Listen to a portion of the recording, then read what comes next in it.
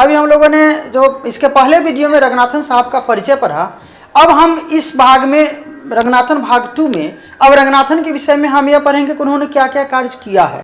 तो इनका सबसे पहला है कि ऐसा कौन सा भारतीय ग्रंथपाल हुए जिन्होंने वैज्ञानिक ढंग से वैश्लेषिक संश्लेषणात्मक वर्गीकरण पद्धति का, मतलब इसका मतलब यह होता है कि एक ऐसा वर्गीकरण पद्धति जो कई सारी चीजों को मिला, जैसे पेमेस्ट हो गया। इनका वर्गीकरण प्रणाली का सबसे बड़ा मूल मंत्र क्या है?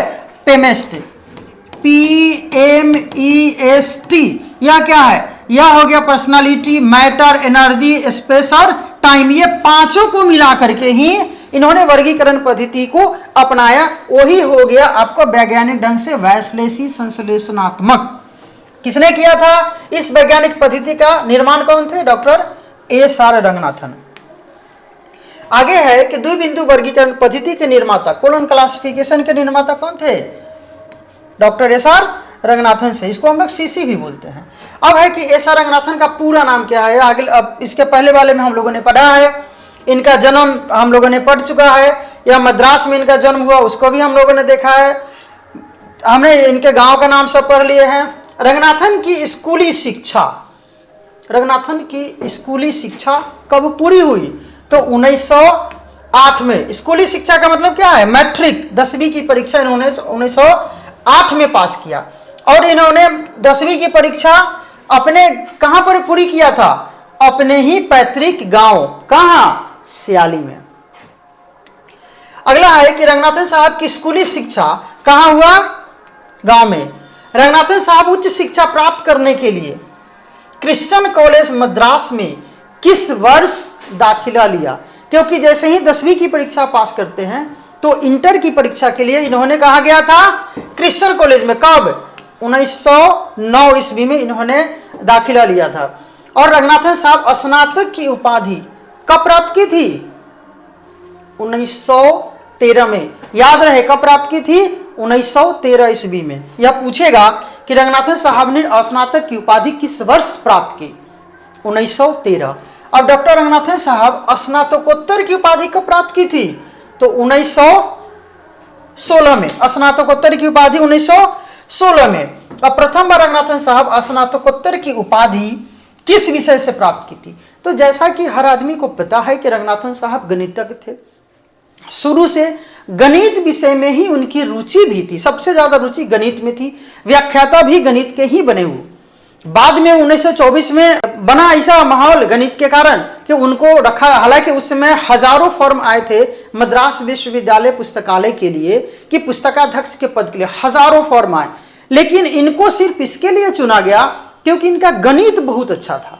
इन्होंने जो शोध पत्र अपने गणित का दिया, उसी से वहां के जो पैनलिस्ट थे, जो इंटरव्यू ले रहे थे, बहुत प्रभावित हुए इनके बातों से। इसीलिए, हालांकि एक चीज और बहुत कम लोग जानते हैं कि रंगनाथन साहब जब बात करते थे थोड़ा हकलाते थे। थोड़ा हकलाने के कारण उनको व्याख्याता के रूप में उतना विख्यात नहीं हुए जितना एक पुस्तकालय विज्ञान के रूप में वो विख्यात हुए। तो थोड़ा हकलाते थे।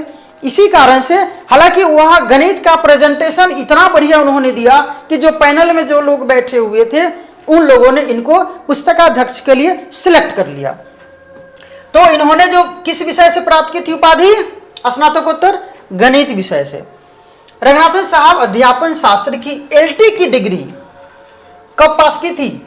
1917 ईस्वी में। रंगनाथन साहब ने शिक्षा के किस विषय पर गहन अध्ययन किया था? किस विषय पर? तो उनका गणित तो पहले से अच्छा था। संस्कृत के जानकार वो थे ही, अंग्रेजी के भी बहुत अच्छे जानकार थे। कुल मिलाकर के ये तीनों उनका बहुत अच्छा था। रंगनाथन साहब सबसे पहले किस कॉलेज में व्याख्याता बने थे? सबसे पहले किस कॉलेज में? तो गवर्नमेंट कॉलेज मद्रास। किस कॉलेज में? गवर्नमेंट कॉलेज मद्रास में वो व्याख्याता के पद पर गए थे। रंगनाथन साहब गवर्नमेंट कॉलेज मद्रास में कब तक रहे? तो 1917 से 1920 ईस्वी तक वे व्याख्याता के पद पर वहां पर है। और किस विषय के लिए? गणित विषय के लिए। रंगनाथन साहब को मद्रास विश्वविद्यालय के ग्रंथपाल कब नियुक्त किया गया था? वो भी प्रथम ग्रंथपाल। रंगनाथन साहब के पहले, ग्रंथपाल का मतलब पुस्तकाध्यक्ष ही होता है।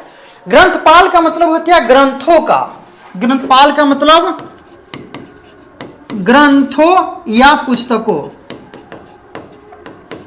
का कौन? अधिनायक। मतलब इसको संरक्षित करने वाला, संरक्षक भी कह सकते हैं। तो ग्रंथ संस्कृत शब्द है। तो पुराने जितने भी किताब आप देखेंगे उसमें ग्रंथालय है, ग्रंथ है और ग्रंथपाल है। और अभी पुस्तक हो गया तो पुस्तकालय, पुस्तकाध्यक्ष। तो ग्रंथपाल और पुस्तकाध्यक्ष कहीं भी पूछे एक ही मतलब है। तो जो इसके संरक्षक होते हैं इसीलिए ग्रंथपाल या पुस्तकाध्यक्ष। तो रंगनाथन साहब को मद्रास विश्वविद्यालय के ग्रंथालय में या पुस्तकालय में प्रथम पुस्तकाध्यक्ष या ग्रंथपाल कब नियुक्त किया? जनवरी 1924 में, वह इंटरव्यू के बाद। रंगनाथन साहब को मद्रास विश्वविद्यालय के ग्रंथपाल की नियुक्ति के बाद कब ब्रिटिश म्यूजियम के ग्रंथालय या पुस्तकालय में अध्ययन करने के लिए लंदन भेजा गया था? तो 1924 में ही। कब भेजा गया था? जब उनकी नियुक्ति जनवरी में हुई। उनको मन नहीं लग रहा था, बोले हम मैथमेटिशियन कहाँ से आ गए। तो हुआ कि भाई इनको बिना किसी प्रशिक्षण के किसी भी पुस्तकालय का संचालन करना संभव नहीं है। इनको लंदन भेजा गया 1924 में ही कि आप वहां पर जाइए और वहां के विभिन्न प्रकार के जो वर्गीकरण है, सूचीकरण है, पुस्तकालय है, प्रबंधन का ज्ञान प्राप्त करिए, प्रशिक्षण प्राप्त करिए। रंगनाथन साहब को किस लंदन विश्वविद्यालय के स्कूल ऑफ लाइब्रेरियनशिप में 1 साल का डिप्लोमा प्राप्त करने के लिए भेजा गया था? किसमें भेजा गया था? तो ब्रिटिश म्यूजियम के किसके कहने पर? ब्रिटिश म्यूजियम के डायरेक्टर के कहने पर कि नहीं भाई इनको अगर नहीं भेजिएगा तो ये पता कैसे चलेगा कि इनको करना क्या है, कैसे क्लासिफिकेशन कैसे होगा, वर्गीकरण कैसे होगा, ये सारी चीजों को देखने के लिए सूचीकरण कैसे करेंगे, प्रबंधन कैसे करेंगे। तो ब्रिटिश म्यूजियम के डायरेक्टर साहब ने कि शेयर्स महोदय का पूरा नाम क्या है? तो शेयर्स का पूरा नाम है WCB शेयर्स। इनका क्या नाम है? WCB शेयर्स, ठीक है, पूरा नाम है। अब है कि उन्होंने पहले स्कूल ऑफ लाइब्रेरियनशिप में ग्रंथालय विज्ञान पर संबंधित श्रेष्ठ साहित्यों का अध्ययन किया। इसके पश्चात क्राइडन पब्लिक लाइब्रेरी में क्रियात्मक अभ्यास किया। इसके बाद ग्रेट ब्रिटेन के समस्त प्रकार के ग्रंथालयों का निरीक्षण करते हुए प्रमुख व्यक्तियों का तुलनात्मक अध्ययन किया। यह किसका कहा हुआ है? यह किसने किया? किसने किया? तो रंगनाथन ने। रंगनाथन ने क्या किया? पहले अध्ययन किया स्कूल ऑफ लाइब्रेरियनशिप का, फिर वहां से जाकर के तब उन्होंने देखा कि हमको क्या आगे करना है। अब देखिए शेयर्स महोदय ने क्या कहा है कि मेरे संपर्क में उन्होंने विद्यार्थियों में से रंगनाथन ने स्वयं को अत्यधिक जागरूक, विवेचनात्मक एवं अन्वेषणीय विद्यार्थी सिद्ध किया। वे आवश्यक तथ्यों को ही यथार्थ जानना चाहते थे एवं इसके लिए उन्होंने इंग्लैंड का भ्रमण किया। यह कथन किसका है?